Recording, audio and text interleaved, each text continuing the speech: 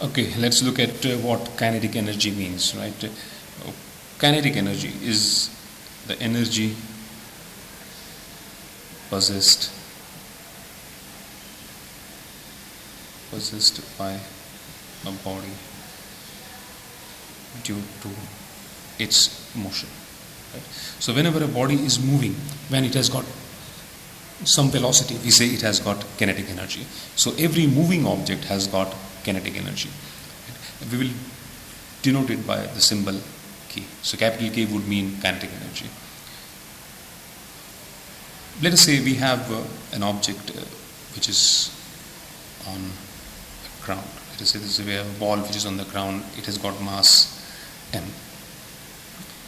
Let us say we apply a force F to this ball. Right? So we have an object of mass m, and of course it's at rest. So initial velocity of the object is 0. So we have an object at rest of mass m, and let us say we apply a force to this body. When a force is applied onto this body, the body will start moving along this path, right? And let us say that it reaches this particular position, right? This body of mass m, it has reached this particular position. At this position, its velocity becomes v, right? So that is its final velocity because of application of force. And the distance covered is, say for example, s, right? And the body may continue to move further, right, and may come at rest. But what we are saying is that we have applied a force F, and after the body covered a distance s, its velocity became v, right? So, what is the kinetic energy of the body at this particular point in time when its velocity is v? That is what we are trying to look at in this particular video. Now, the kinetic energy of the body at this particular point is because of the force applied over here. So this particular force has made this object move along this particular path. That means it has done work, right? And this work has got converted into kinetic energy.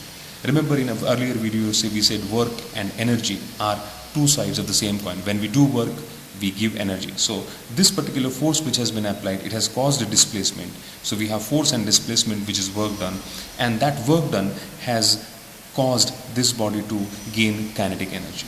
So if I want to find out the kinetic energy possessed by the body at this particular location, I need to find out work done. So I need to find out work done by the force F. Right? And the work done by the force F is given by F into S. Right?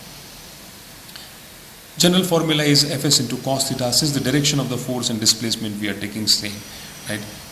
Theta would be 0. Let me write that.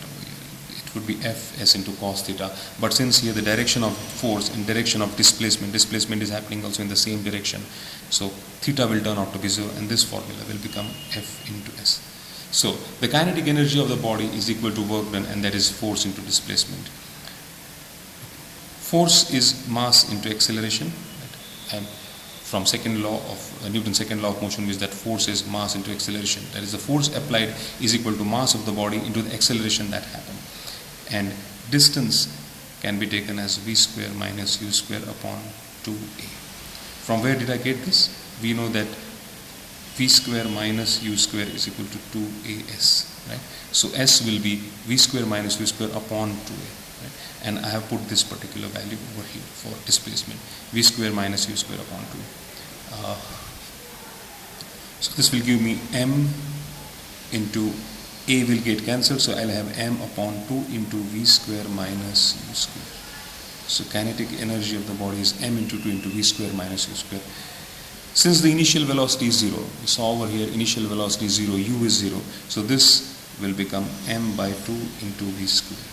And from this we get that famous equation of kinetic energy, half mv square, right? So half mv square. So kinetic energy of an object is half mv square. M is the mass of the object and v is the velocity. I want to stress over here, the velocity v over here is the instantaneous velocity. Quite a few times I make a mistake in the spelling of instantaneous. I think here I have got it right, instantaneous, yeah. So v is the instantaneous velocity of the body, right? So When the velocity of the body changes, and say for example v becomes v1, then the kinetic energy at that point in time becomes half mv1 square. So what we are saying in other words is that kinetic energy K is an instantaneous property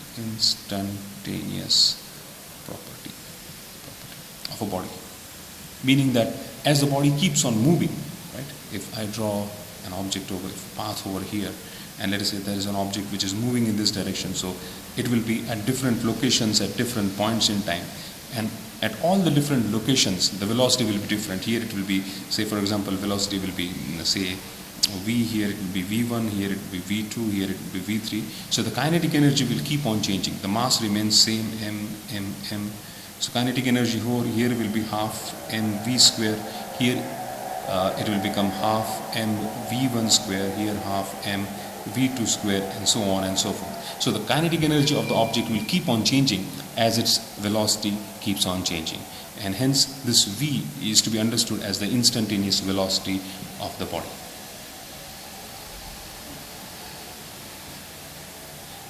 I hope you got some idea about what kinetic energy is, and K is equal to half mv square. In the last minute or so, what we will do is we'll try to find out the unit of kinetic energy and just check whether it turns out to be the unit of energy or not. Half mv square. The unit of mass is kilogram, and the unit of velocity square will be meter per second into meter per second. Now we know that 1 Newton is kg meter per second square, right? So let me show it like this: kg meter per second square. This particular term, kg meter per second square, is Newton, right? So this will turn to be Newton, and then I have meter, and Newton meter is joule. So half mv square will give you a unit of joule, right? And thus kinetic energy of the object is half mv square. This was just to confirm that we're getting the unit of energy when we solve this particular value. Thank you.